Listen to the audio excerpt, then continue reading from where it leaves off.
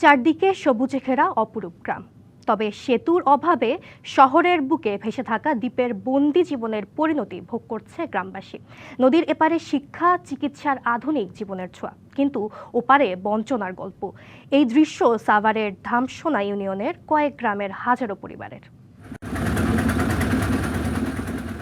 নদীর নাম বংশী, ঘিরে রেখেছে সাভারের ধামসোনা ইউনিয়নের উন্নয়ন, গোয়ালটেক, গাছটেক, গোপালবাড়ি, গৌরপাড়া সহ অন্তত 5টি গ্রামকে। এসব গ্রামবাসীর জীবন যেন বঞ্চনার আরেক নাম। শীত, বর্ষা, খরা যাই হোক, প্রতিদিন এই নদী পারাপারের একমাত্র মাধ্যম বাঁশের সাঁকো। সেই সাঁকো আবার ভেঙে পড়ে বর্ষায়।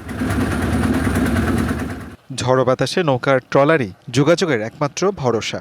এক একটা যাত্রা যেন মৃত্যু ঝুঁকি। গ্রামগুলো ঘিরে একটি প্রাইমারি স্কুল, একটি কলেজ ও 2টি মাদ্রাসা থাকলেও উচ্চশিক্ষা কিংবা চিকিৎসার জন্য বাসিন্দাদের আসতে হয় নদীর এপারে। এলাকার একটা মানুষ অসুস্থ হয়ে থাকে, ইন্ধন নেওয়া খুব কষ্ট হয়ে যায়।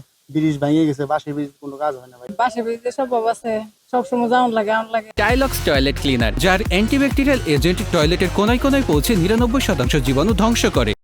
এই গ্রামগুলোতে থাকা শিক্ষক, শিক্ষার্থী সহ কর্মজীবী নারী পুরুষদের দিন শুরু করেন সাঁকো পার করেই।